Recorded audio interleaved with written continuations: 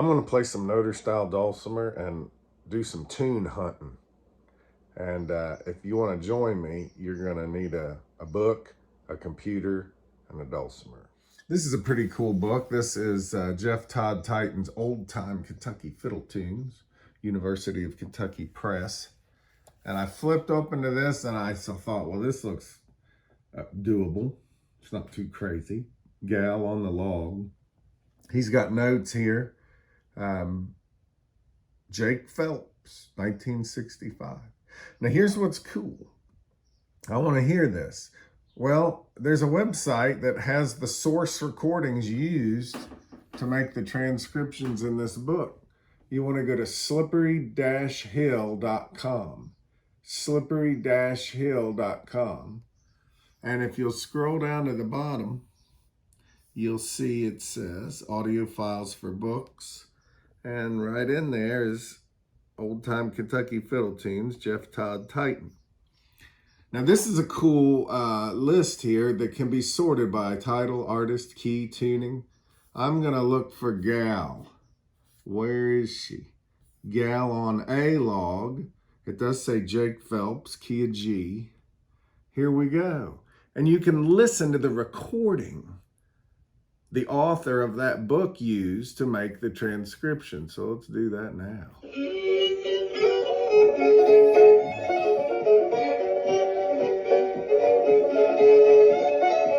Here comes the B part.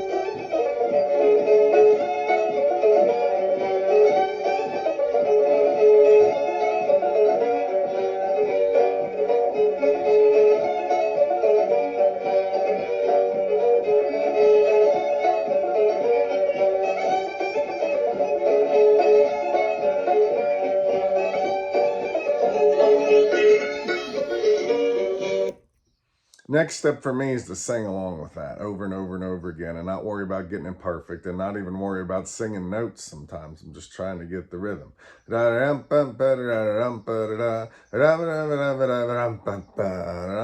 So I'll sing through it like that, and then gradually you'll start to hear notes coming from me. But at first, I'm just trying to get the rhythm. I want to get the tune stuck in my head. So I know that the notes say this is in G. It does have a G major key signature. It ends on a G note. And those are all good clues. And if I've sang this a lot, one thing I'll notice is this version of the book, this is just one time through the A, one time through the B. Now, it does want us to repeat them. But if you listen to that recording, the fiddler is doing all kinds of stuff. Every time they go through it, just a little different. But one thing I like to do to prepare for like a Noter style version is to ignore the second note of every eighth note pair.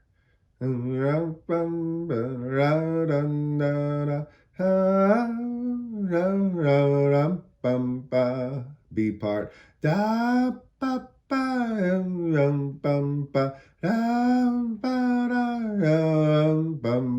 Something like that.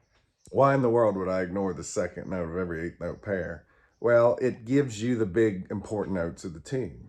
And if you listen to the fiddler, these notes that I just took out are the ones he sometimes sticks in and takes out and sometimes changes.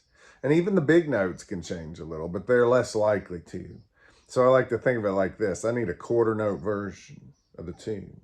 So when I'm singing along with it, I'm going to try to sing a basic version. Now, as ugly as this is going to sound, full disclosure here, I want you to hear me sing terribly along with this, but it really helps get it in my head before I try to get it into the dulcimer.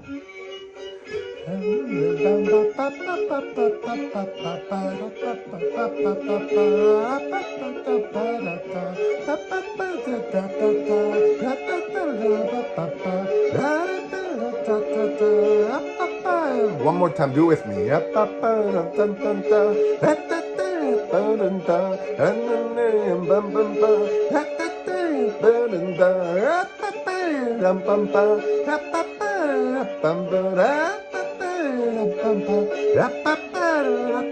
Now, as crazy as that sounds, I do that over and over again, and I don't worry about getting every note right.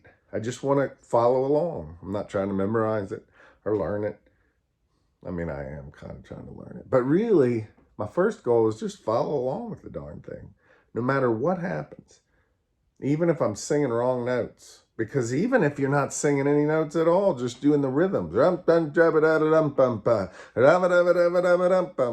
actually getting the form. You're getting the big picture. And a lot of people who have trouble singing the notes, they miss out on so much by just closing their mouth and not making any sound. So I do that over and over again.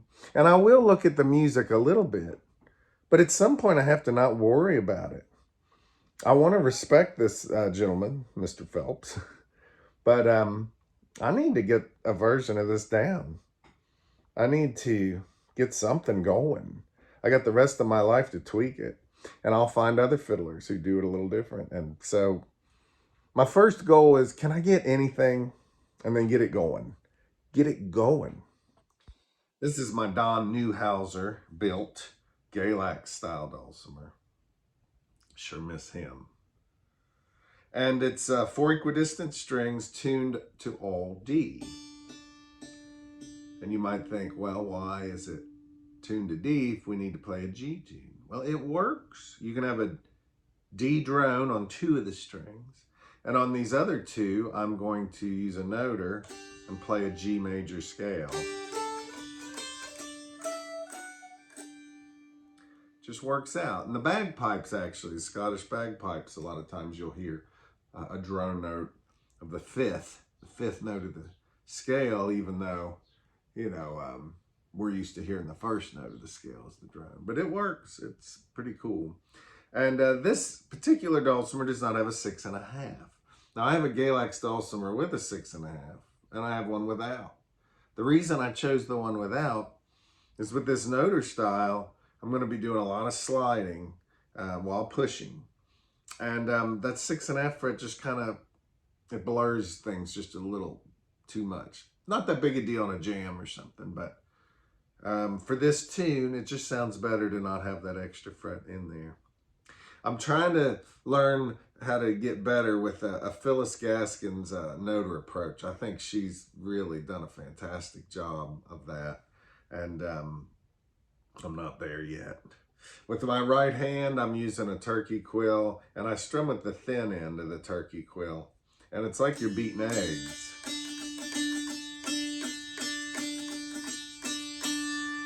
I don't want to play at the top of my volume. I want to lighten up so that I can accent. If you're always loud all the time, you can't get louder much. I'm also going to go in. I'm normally an out strummer, but I've played with a quill so much going in that I'm just used to it. And I like the sound. Now, I tried this with a pick, but it just doesn't sound as cool to me. So, you know, I've sang this tune so many times that when I go to play it on here, I can't help but get something going. And it takes a little hunting, but and I have worked on this a little bit, to be fair.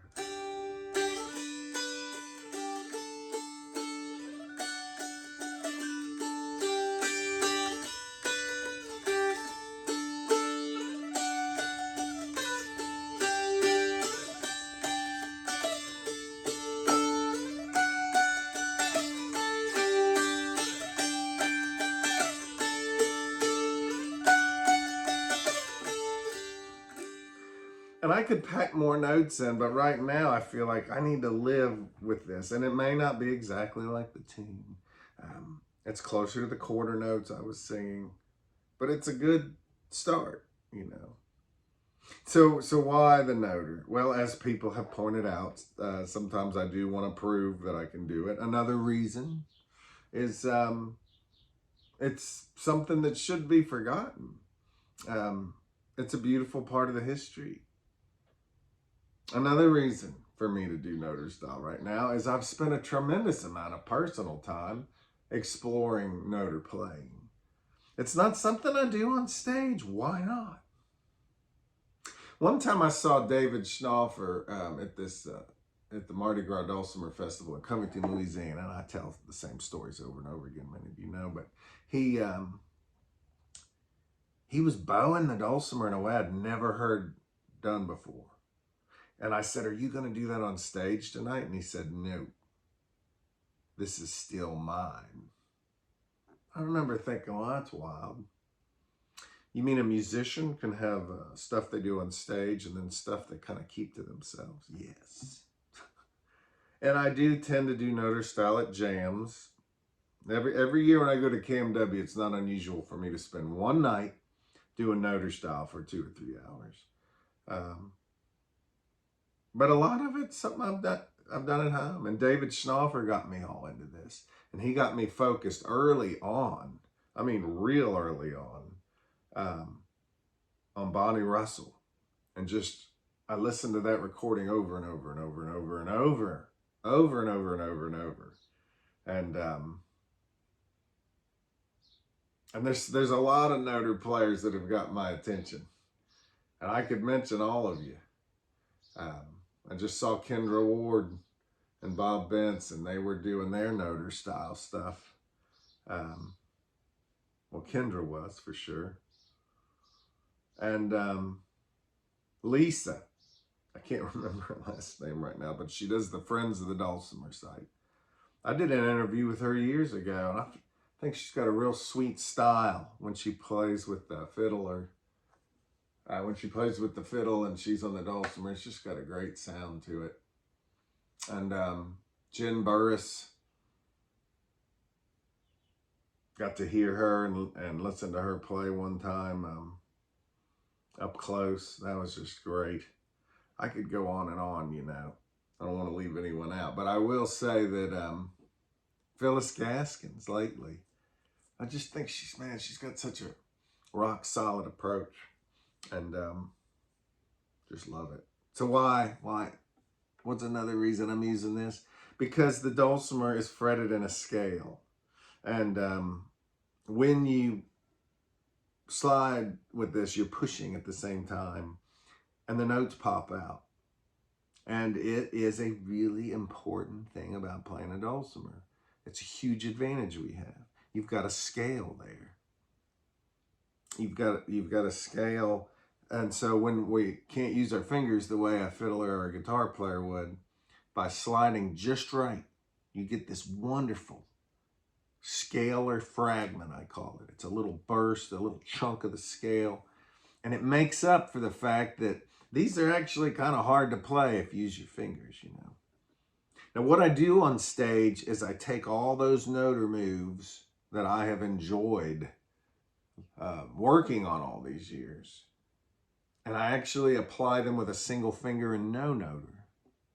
And it's not the same, but man, I think you get 80% of noter goodness by doing it.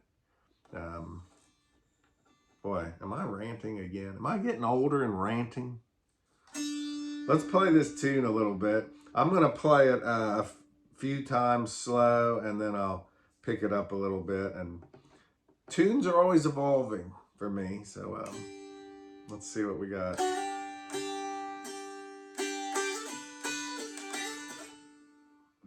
Let's see.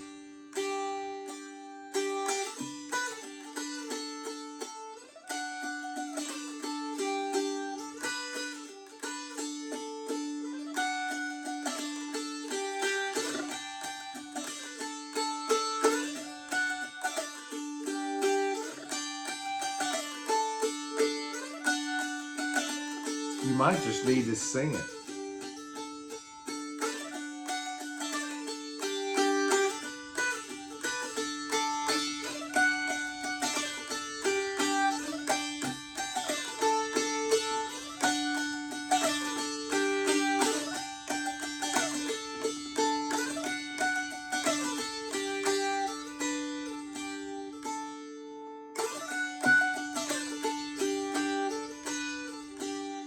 A little variation.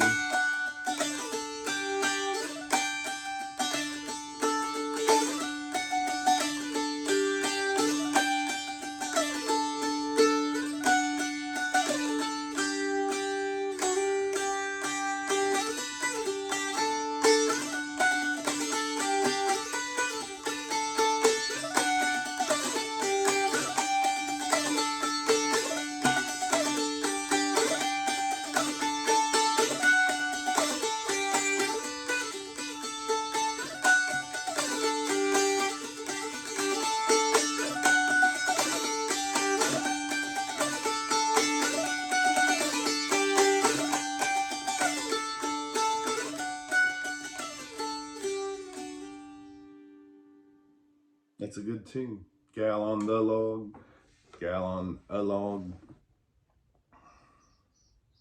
I like doing this. I like going to a book that's appreciated and trusted and picking out a tune in there that doesn't look bad.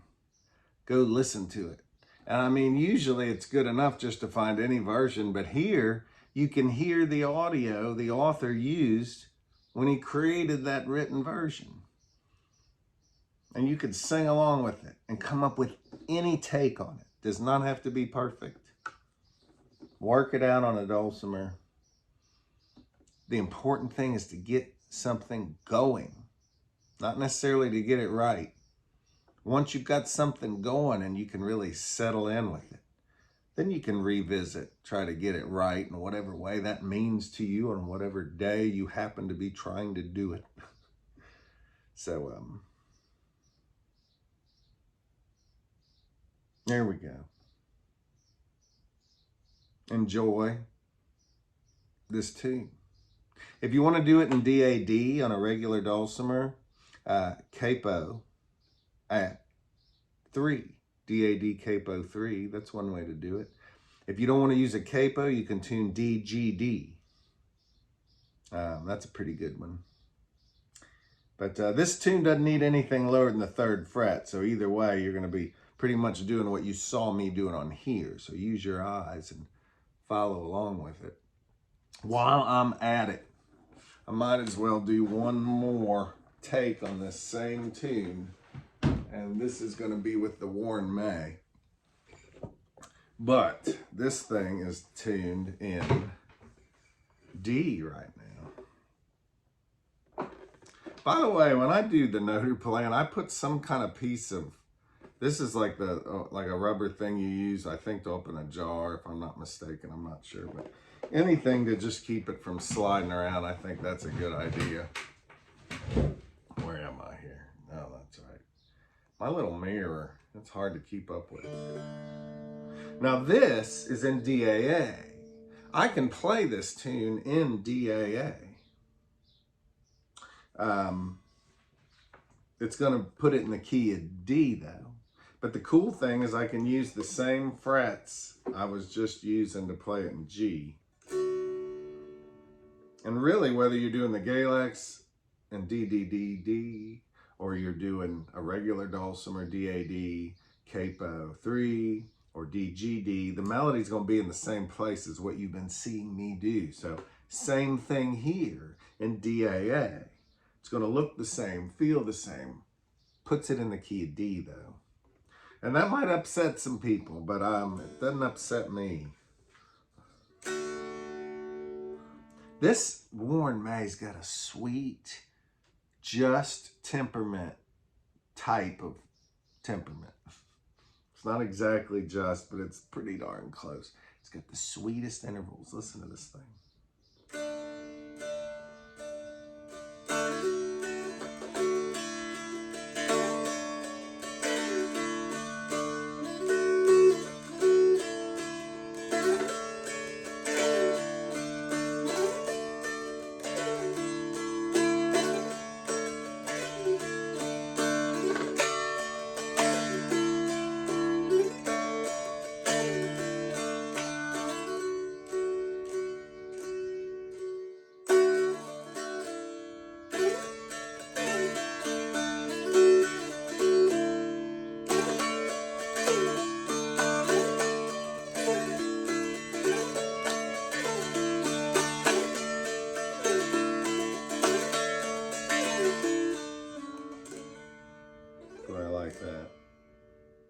I like doing it on here, man.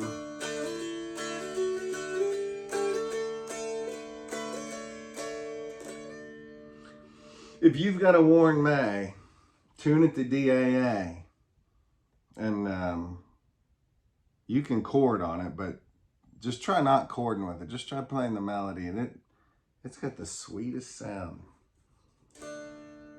And you noter drone players, if you haven't experienced something that's like this just temperament with really pure intervals, you really should.